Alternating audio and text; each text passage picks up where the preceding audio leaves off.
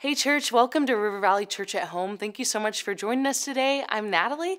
We're going to have a time of worship. Then Pastor Dan is going to teach us through the book of Leviticus. Then we'll have a time of response. But first, Tim is going to give us the River Valley weekly announcements, and we'll also have a flashback video of what happened last weekend as we celebrated Easter. So check this out.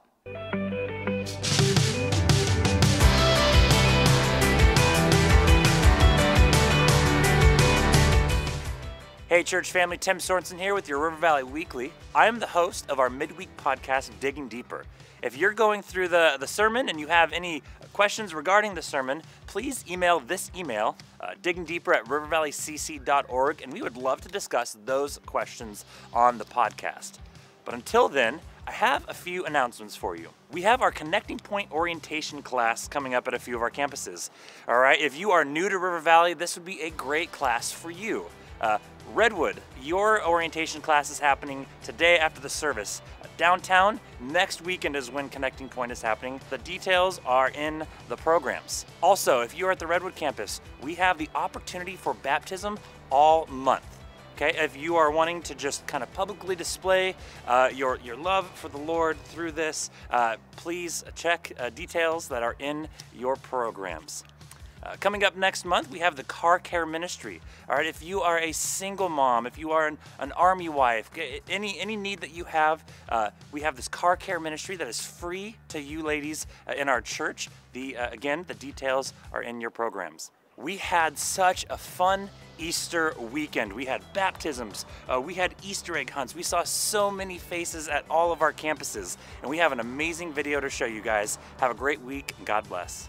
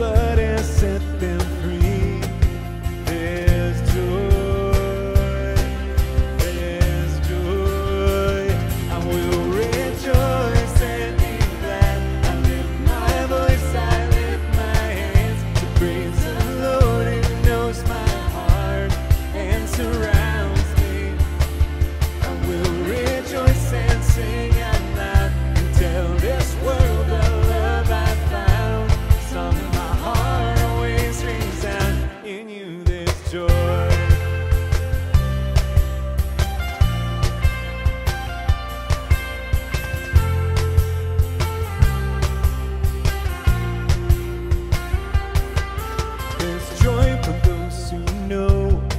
their sins are forgiven. There's joy for those who trust in your great love. There's joy for those who see that your blood has set them free. There's joy, there's joy. I will rejoice and be glad. I lift my voice, I lift my hands to praise the Lord who knows my heart and surrounds me. I will rejoice and sing out loud, tell this world the love I found. Song in my heart always resound. In you there's joy. Oh, in you there's joy.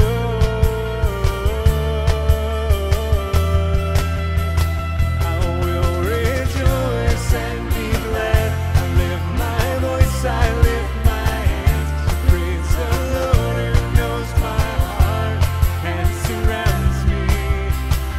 I will rejoice and sing out loud and tell this world the love I found. Song of my heart always rings out. In you there's joy.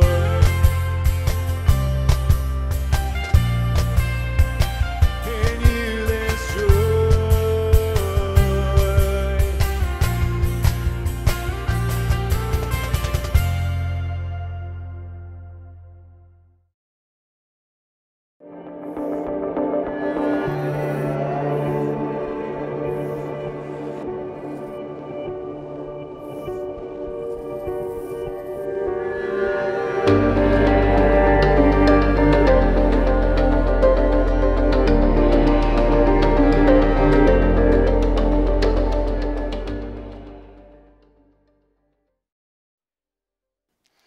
Well, hello, River Valley Church at Home. Really excited to be here with you. My name's Dan. I'm one of the pastors here at River Valley, mainly with our downtown campus. I'm actually up here in the balcony doing our Church at Home today. But we are studying through the book of Leviticus. And I know that Leviticus probably isn't one of those books you just jump to read leisurely. There's actually a lot in there, but it's going to take a little more digging, some more study involved. And we've been studying quite a bit. We've been looking at a lot of things in this book. And the book itself is really probably one of the most neglected books of the Bible. And there's probably a couple of different reasons for that. First of all, it just seems strange, right? We're jumping in with animal sacrifice and kind of like, what do priests wear? And then the big thing, I think, is there's not much story. See, we start off with the book of Genesis, and there's these stories that we become familiar with, and you kind of follow people. And you come to the end of Genesis, and you get a long section with Joseph and all of his ups and downs of life. And then you go into Exodus, and you get to see the Israelite people and how they're enslaved, but how they get set free, and then they start wandering, and then, bam, you're in Leviticus. And you start with all these rules and regulations, and it seems heavy and hard to understand. And I think in that, there's so many times where maybe you're reading through the Word and you just kind of skim through it, or you just kind of, I'll just miss those times, and I'll pick back up in the end of Numbers when it gets back to being exciting. But if that was what God intended when he looked at the book of Leviticus, that we would just skim through it, he wouldn't have put it in the Bible. And so there's things that we need to be looking at when it comes to Leviticus, that how not only was it applicable to the people, the Israelites, but also how can it be applied to us? So really want us to kind of dig in, and we're gonna look at some exciting things. I think that we can look at these as we look at the chapters that we're going to go through today in this book of Leviticus. So Exodus was kind of this idea of setting up where to worship, and the idea of the tabernacle, and then we get into Leviticus and it's how to worship. So how are we going to worship? And the beginning chapters 1 through 7 really talk about offerings, right? How are we going to be people of worship, and what do we bring, and how do we bring it? And then chapters 8, 9, and 10 were about the priests. The whole, what do they wear? What do they do? Definitely not going to be seeing me wearing any priestly garb. So that's kind of where we are at right before this. And then we're jumping in today to this idea in chapters 11 through 15, and the idea of purity. That's really the main focus, in this idea of being clean or unclean. Now, this has been a book of instructions. Leviticus is a book of instructions, and that was what it started off from the very beginning. In Leviticus 1, it jumps off and it goes, the Lord called to Moses from the tabernacle and said to him, give the following instructions to the Israelites. So he's really like, here are the instructions. Here's what we're going to be walking through. It's been an instruction manual for the Israelites, for the priests, and hopefully we can look at it as kind of an instruction manual for us. How does it apply to us? So we're going to jump right into these 5 chapters, 11 through 15. So yes, 5 chapters, not 5 verses. So it's actually 204 verses. And I listened to it on the YouVersion reading plan. It took 32 minutes. So I'm just going to read the 5 chapters, pray, and we'll be done. All right, probably not. We're going to kind of jump in and out of different spots to kind of get a big idea of what's going on in these chapters. But I would encourage you to go read on your own, to really go look and dig deep into chapters 11 through 15. But as we look at these chapters, I want to remind us that there's a plan, that God had a plan and a purpose for these chapters and for us. So let's look at them, the idea of being clean and unclean. So when I think of those 2 words, clean and unclean, I'm a parent, right? And as a parent, I think as parents, we always want to look at our kids like, will you be clean? Like, are you going to be clean in your room? Are you going to be clean with your clothes? Are you going to clean up around the house? And ultimately, there's always that time, are you going to be clean with how you eat? Like, what do you got food on your face? Is it going to be stuck there and you're walking around with other people seeing you? I know that every mom, I think there's a class they must take, that they learn the thumb lick and rub, right? It's, for whatever reason, they want to spit shine their kids, and that's what happens. So I have 2 kids. I have 2 kids that are actually in high school now, but looking back and thinking when they were young, they were both very different when it came to eating. Clean and unclean, let's just say it that way. So here's my kids, kind of both of them together. As you can see, my son is the older and my daughter younger, but my son, Jared, he's the one with the bib. So guess what? Unclean, right? So here's a couple of pictures of Jared eating as a baby. Yes, unclean. The opposite, my daughter, yes, clean. Here's some of my son, unclean, my daughter, clean, and here's a couple unclean, and my daughter could eat clean without getting anything on her. But that's kind of a yes joke, haha. But I think God, as the great heavenly Father, has the same idea for us, like that we would be clean, that we would be ready to go through our life and not be covered with those things that make us unclean. I know for me, I need that constant reminder that I would be clean, that I would take away those things in my life that are causing the impurity or just the dirt in my life. So that's kind of where we're going to be at. We're going to unpack some of these things. We're not going to look at every rule. We're not going to look at every verse, like I said before. And there's some things that just don't make sense. I still don't get it. And there's people that are way smarter than me that have taken time to dig into these chapters, and they still don't all understand or all agree on why they're there and what it is. But it's really, I think this is the key, is really God wants to be in the details. God wants to put all these little pieces down for us that he had in plan that were very detailed. And I actually came across a story about details. And actually, that's why I have these M&Ms here with me. So I don't know if you've been staring at the M&Ms, you're kind of hungry. But here's the deal. These M&Ms, yes, they're M&Ms, but there's a little bit special about them because it came out of a story from the rock group Van Halen. And whether you like them or not, that's kind of irrelevant. But when Van Halen toured, most bands have a standard rider or a contract that they would send out in advance. And one of the things on their contract was in their dressing room, they wanted M&Ms. And the thing is, they wanted M&Ms with all the brown M&Ms removed. Now, it's not that they were petty. It's not that they thought that brown M&Ms tasted different. But it's really this idea that they needed to know that there was details being covered. See, they were a band, and it came from David Lee Roth in his autobiography. They were one of the first big bands to go into smaller markets. So they would pull in with their 9 semi-trucks and all these things that they needed to have taken care of.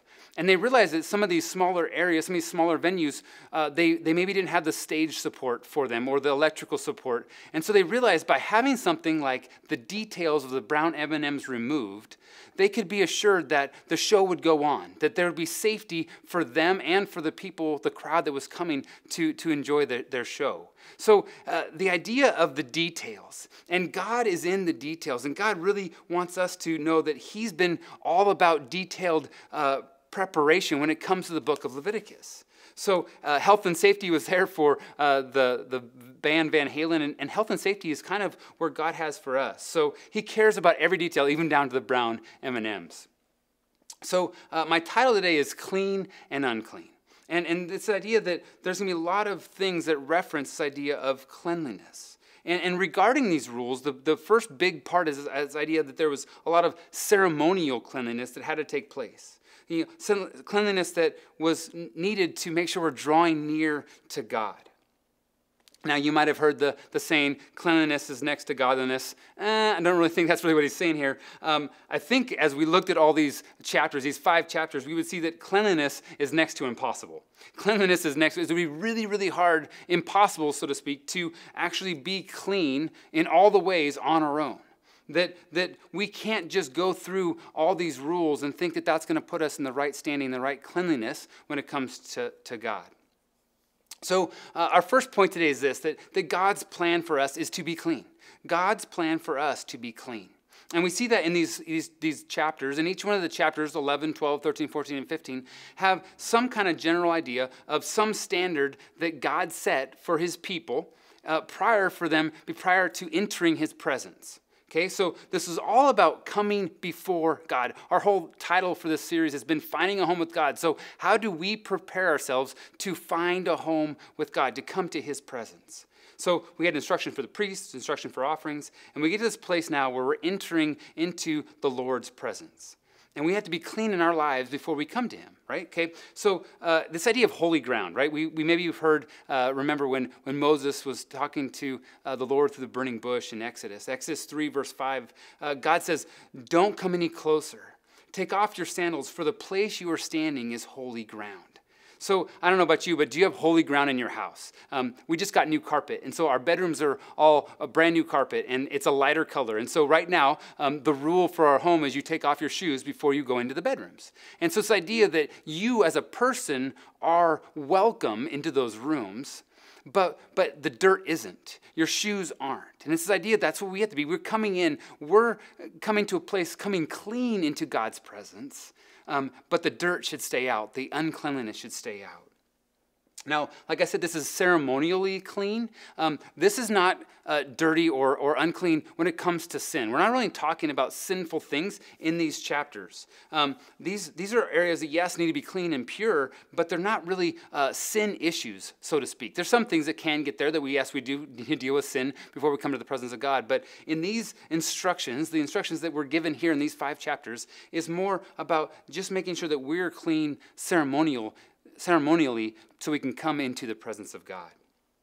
So just going to look briefly at each chapter. Like I said, hopefully you'll dig in deeper. But chapter 11 is devoted to dietary regulations. Probably the one that you're like, why is this there? It's like the zoo, like you're in the zoo. It's like this is okay, this one's not okay, right? It's what the foods that the Israelites could eat and couldn't eat. Some things were called clean, some things were unclean. It may seem random, but if we look at Leviticus 11, verse 1, it says, the Lord said to Moses and Aaron, say to the Israelites, of all the animals that live on the land, these are the ones you may eat, and you may eat the animals that has a divided hoof and that chews its cud.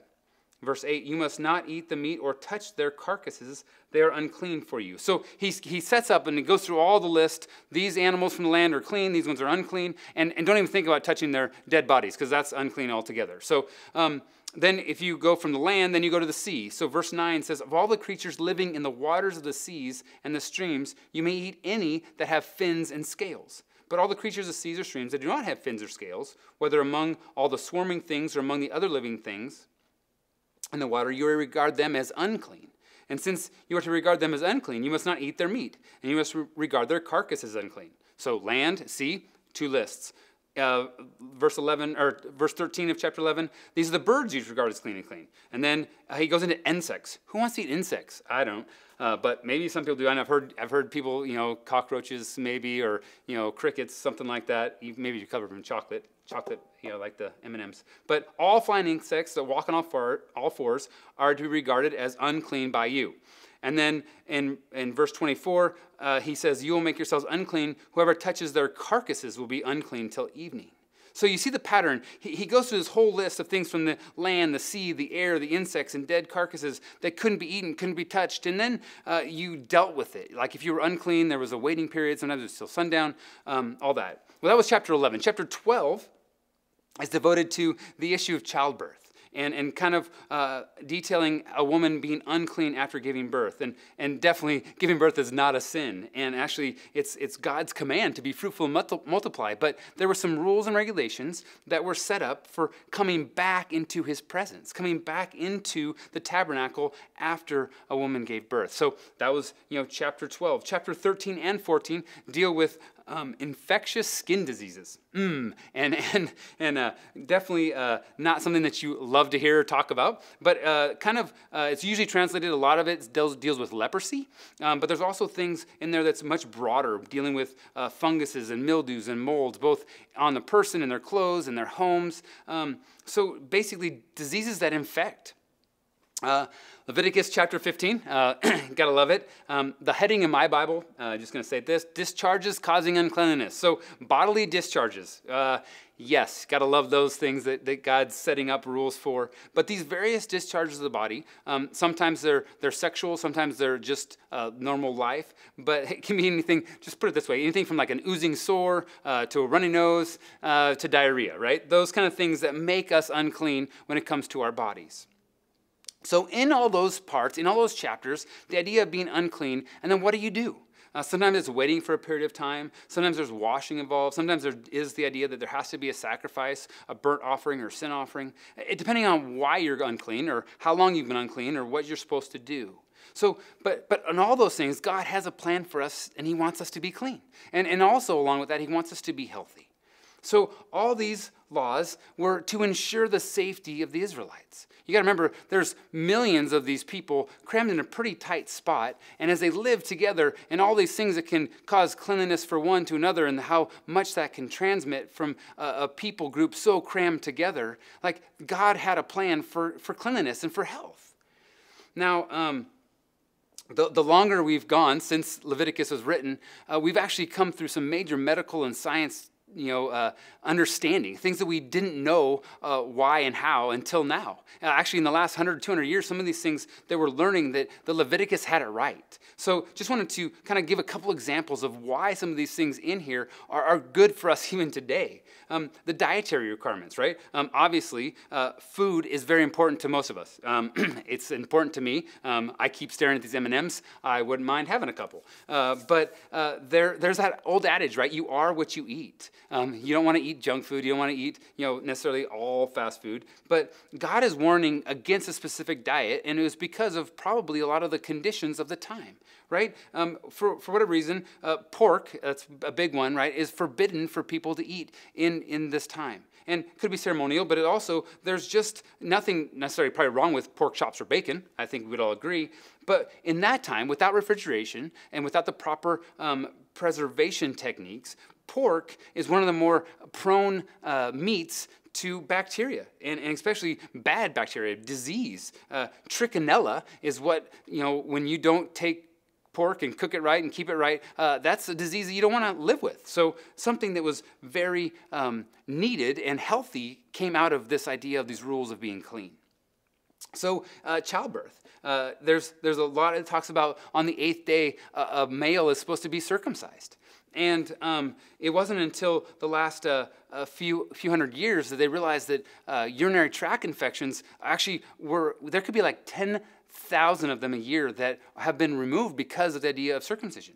But there's also this idea that when you get circumcised, this is the 8th day. Well, in 1900, we began to notice that there's a chemistry behind blood clotting. And our body needs vitamin K to have clotting proteins to clot your blood. Well, newborns don't have that. At day 5, they begin to build up that clotting agents. And actually, from there, at day 8, that level of that protein jumps to 110% of your normal adult level. So that's the spike that God set in motion to know that that was a perfect day. So these laws and regulations actually helped in clotting when it came to circumcision. Think about infectious diseases, skin diseases, and especially leprosy. See, in the Middle Ages, leprosy killed millions of people all over Europe. And they couldn't figure out how to deal with it. They couldn't figure out in their medical professionals how to stop the spread. And actually, they looked to Leviticus. And Leviticus and all the rules with skin diseases and leprosy especially. And they realized that you're supposed to isolate and quarantine. And so that was where they realized the medical necessity of quarantining when it came to these skin diseases. I know it may be a bad thought in your mind when you hear that word quarantining, especially with COVID. But for this right now, leprosy and Leviticus go hand in hand. In 1873, Dr. Amar Hansen, he looked through a microscope for the first time and saw that leprosy was a bacteria. And that bacteria spread from person to person. And actually, your nose, a person who had leprosy as a bacteria, their nose can carry millions of these bacteria that a sneeze would infect many others. So the idea of quarantine was the plan that God had to be healthy, to be clean. It was his plan in place. So God's plan for us is to be clean, but God's plan is also for us to be holy. So yeah, we need those rules for our outward health. But it's not just the outside that matters. It's not just the physical that mattered. We need to look at the step forward, a step deeper, and that's the idea of the spiritual part, and that's the idea of the focus of holiness. See, one of the main parts of Leviticus that continues, one of the themes that continues to come up again and again, is this idea of holiness, that we are to be holy. And Leviticus describes this way of coming to God as a holy God. Leviticus 11:43 says it this way. Do not defile yourselves by any of these creatures. Do not make yourselves unclean by means of them or made unclean by them. Verse 44, I am the Lord your God. Consecrate yourselves and be holy, because I am holy. Do not make yourselves unclean by any creature that moves along the ground. I am the Lord who brought you up out of Egypt to be your God. Therefore be holy as I am holy. These are the regulations concerning animals, birds, every living thing that moves about in the water, and every creature that moves along the ground. You must distinguish between the unclean and the clean, between living creatures that may be eaten and those that may not be eaten. So in that, do not make yourselves unclean by any creature, but therefore, because God is holy, we need to be holy. Right? That's this idea that God is holy. That's a truth that we see. The Hebrew word here is kadosh. And it's this idea of a sacred, holy one, a person set apart. God is holy, meaning that he's completely separate of all evil and every defect, and he's perfectly clean. And because of his holiness, because he is holy and set apart, we can give him our full allegiance. We can give him our full worship, and we can give him our loving obedience.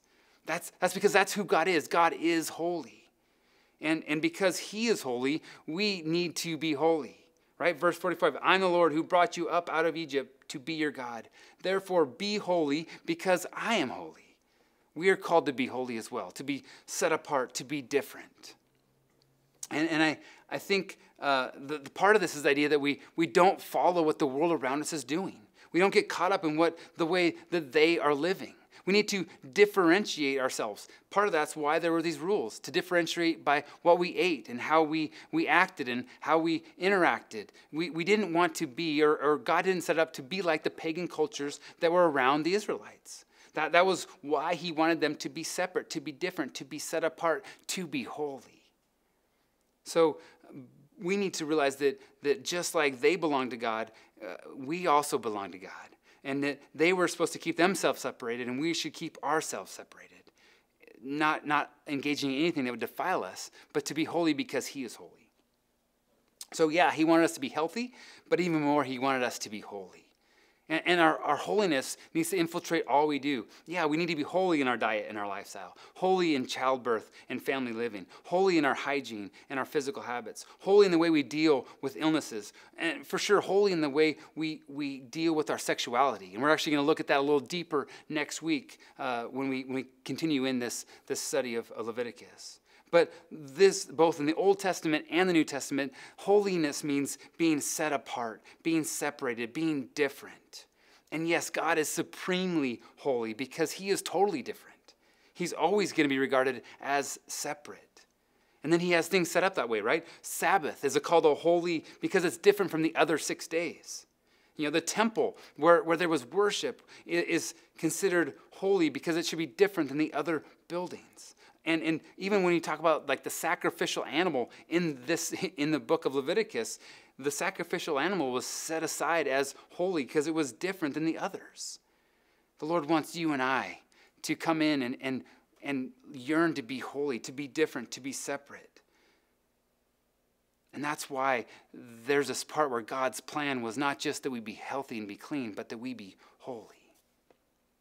Here's the question I have for you. When someone looks at your life, when someone watches you, do they realize that there's anything different about you? Do they realize that you are separate? Do they realize that you are set apart? Can they tell that you are distinctly a follower of Christ, distinctly a Christian? Is there enough evidence to convict you that you are different? And it's not just separation for separation's sake, not just separation that you're weird. No, it's separation because we're holy and we follow a holy God. Israel needed to obey because they wanted to have God's presence within their midst. And I think we should want to obey and live holy lives so that we have God's presence in our midst. God calls us to be holy as he is holy, set apart. Would we live for him? We are holy because he is holy. So are we living that way? So God's plan was for us to be clean. God's plan for us was to be holy. But what's God's plan for us today? Yeah, that's great to look at Leviticus and say, that was great for the Israelites. That was great for them. That was what he had planned for them. But what about us? Remember, God is in the details. God is in the planning of the brown M&Ms. We need to be prepared, just like the Israelites were, to enter God's presence. The rules and the regulations were there for their protection. The rules and regulations pointed to God's holiness. And just because we aren't bound to those restrictions, we aren't bound to the old law, we still need to remember that there's some reasons why we still live there. We still are part of what God has planned for us.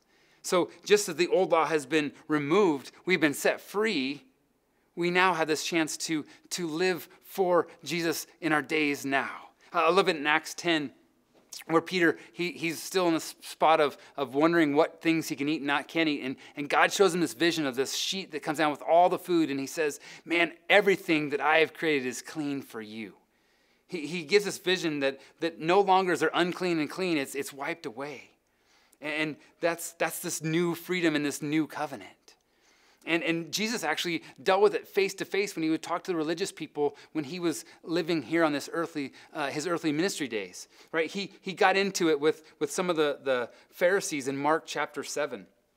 The disciples were not engaging in all this ceremonial hand washing and things before they ate. And so the Pharisees kind of attacked them. And Jesus responds. He responds this way in Mark chapter 7, verse 14. He says, again, Jesus called the crowd to him and said, listen to me, everyone, and understand this. Nothing outside a person can defile them by going into them. Rather, it's what comes out of a person that defiles them. After he had left the crowd and entered the house, his disciples asked him about this parable. Are you so dull, he asked? Don't you see that nothing that enters a person from the outside can defile them? For it doesn't go into their heart, but into their stomachs, and then out of the body. In this, Jesus saying that Jesus declared all foods clean. He went on, what comes out of a person is what defiles them. For it is from within, out of a person's hearts comes evil thoughts, comes sexual immorality, theft, murder, adultery, greed, malice, deceit, lewdness, envy, slander, arrogance, and folly. All these evils come from the inside and defile a person. So Jesus is showing that, hey, that old law is gone. Like, there's no unclean foods. But the forms of defilement, they're not from the outside anymore. No, they're not about what you've touched. They're not about what you've eaten. It's what's inside you. It's what's in your heart. It's what are our inner thoughts that defile us. It's what are inner thoughts that make us impure. It's the evils that come from within us that make us unclean. God wants us to be clean, not just focus on external circumstances, not external cleanliness, but about the heart, about our thoughts, about our emotions.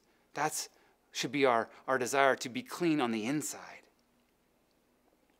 See, if we want to have clean hearts and clean minds, we can't feed ourselves unclean garbage, right? Garbage in, garbage out. No, we need to eliminate the unclean thoughts and desires from within us. See, we need to bring hidden uncleanliness into the light. We need to confess it to God. We need to walk with others. Let them know where we're struggling. Clean on the inside, not just the outside. Jesus gives us this vivid picture of what it looks like when we're just clean on the outside. He talks again to the religious people in Matthew 23, verse 27. Woe to you, teachers of the law and Pharisees, you hypocrites. You were like whitewashed tombs. You look beautiful on the outside, but on the inside you're full of bones of the dead and everything unclean. See, are we just clean on the outside for others to see? Are we just like those whitewashed tombs? Yeah, they were pretty. They were washed white so that people wouldn't accidentally touch them and be unclean. Kind of a weird full circle. But inside these pretty, beautiful, whitewashed tombs was death, was everything unclean. So here's the thing. You can't just have a tomb full of dead man's bones clean on the outside. No, you need to clean the inside first. That's what he says. Jesus says a couple verses before that in verse 25 of Matthew 23. Woe to you, teachers of the law and Pharisees, you hypocrites. You clean the outside of the cup and the dish, but the inside are full of greed and self-indulgence. Blind Pharisee, first clean the inside of the cup and dish, then the outside will also be clean. So are we just cleaning the outside? Are we just worried about shining it up? No, he says, no, you need to clean inside the cup. Not just outward ceremonially clean, but clean all the way to the core. Cleaning inside, get rid of the greed, the self-indulgence, and any other sin that is within. The outside is going to get clean as well, but we're not focusing on the outside, we're focusing on the inside. The greatest part of this is that we're not responsible for the cleaning. It's not our job to clean ourselves. It's not our job just to follow the rules for cleanliness' sake. We can be so concerned with regulations on diet and childbirth and skin disease and discharges in order to be clean, but that's just like taking out the brown M&Ms. See, God set this plan up that he would deal with the cleaning on the inside. We just need to rely on him. We just need to go to him. We just need to know that he has already made the sacrifice. He's made a new covenant. There's new laws. There's a new rules that come through faith in Jesus. So clean and unclean is not about what we do by following the rules. Clean and unclean is following Christ. And I was so excited when I found this in my study so we've been looking at Leviticus chapter 11 through 15. All these rules, right, about washing and being clean and sacrificing and all these things. But let's look at another 11 through 15. And it's actually verses 11 through 15 of Hebrews chapter 9. And it says this. But when Christ came as a high priest of all the good things that are now already here, he went through a greater and more perfect tabernacle that is not made with human hands. That is not to say it is not part of this creation. He did not enter by means of blood of goats and calves, but he entered the most holy place once for all by his own blood, thus obtaining eternal redemption. The blood of goats and bulls and the ashes of a heifer sprinkled on those who are ceremonially unclean sanctify them so that they are outwardly clean. How much more then will the blood of Christ, who through the eternal Spirit offered himself unblemished to God, cleanse our consciousness from acts that lead to death, so that we may serve the living God. For this reason, Christ is the mediator of a new covenant, that those who are called may receive the promised eternal inheritance, now that he has died as a ransom and set them free from the sins committed under the first covenant. What an amazing picture that Jesus is. That he is the ultimate sacrifice, that Jesus died in our place, that he is a ransom that sets us free. Listen, he's the great high priest. He's greater in a more perfect tabernacle. In there it says, he did not enter by the blood of goats or calves, but by his own blood. Yeah, blood sprinkled, that equals ceremonially clean. It makes him outwardly clean, but how much more will the blood of Christ cleanse us? how much more on the inside will his blood wash us white as snow? That was God's plan for us all along. That he would send his perfect, blameless, spotless Son to die for us. We are not clean because of laws. No, we are clean because of love. Because of the love of a Father and the love of a Son who loved us where we were at, loved us when we were the most dirty, loved us when we were the most far from him. And he sacrificed himself on a cross for us. Last week, it was Easter, and we looked at that Day of Atonement. And the picture of the goat that was the sins, one was sacrificed to cover the sins, and the other one was sent as a scapegoat into the wilderness, taking the sins away. The goat is gone. So today, to be clean, Jesus reminds us that he was the sacrifice. He was one not just to be outwardly clean, but his blood gives us eternal spirit, offered himself unblemished to cleanse our conscience from acts that leads to death, so we may serve the living God. That's the new covenant, blood shed for you and for I, that we would be clean because of him. God is in the details. God is in the instruction. God cares about you. Ultimately, God had a plan for us, the plan for us to be clean, a plan for us to be holy, and our plan today is that we would run to Jesus, the one whose blood covers us and cleans us from the inside, not just ceremonially on the outside. May we yield our lives fully to Christ. Let his blood cleanse us from all that is unclean. Let's pray. God, we thank you so much that even in a sometimes hard to understand book like Leviticus, you show us your Son. You show us Jesus that ultimately made us clean, that took away anything in our lives that is unclean. God, your blood covered us. And God, we ask that you just remind us of that. Yeah, we're going to have times where we need to come and confess those things that are clean in our life, but let's not worry about cleaning the outside. Let's clean the inside. Let you come in and clean us from the inside out. God, thank you that you deal in the details, that you focus on those small things, the preparation to know that we need that. We need that in our lives. We need that to be more like you. Thank you so much that you had a plan for us to be clean, and ultimately you have a plan for us to be holy and set apart and different, ready for a life that loves you, worships you, and lives for you. We pray these things in your name. Amen. Thanks a lot. Have a great week. We look forward to seeing you next time. Hey, thank you so much for joining us here on River Valley Church at Home. And as Dan talked about, let's remember that God is in the details of our lives and helping us walk in holiness. I have a verse out of Ephesians 4:22. It says this: "Put off your old self, which belongs to your former manner of life and is corrupt through deceitful desires, and be renewed by the spirit of your minds. And put on the new self, created after the likeness of God in true righteousness and holiness." So remember, don't forget to be connected here at River Valley, whether it's through the Connect card on our website or through our e-newsletter, our social medias, or on our church app. Or, visit us. If you haven't been to church in a while, we'd love to see you. All of our times and locations are on our website. So thanks for joining us, and we'll see you next week.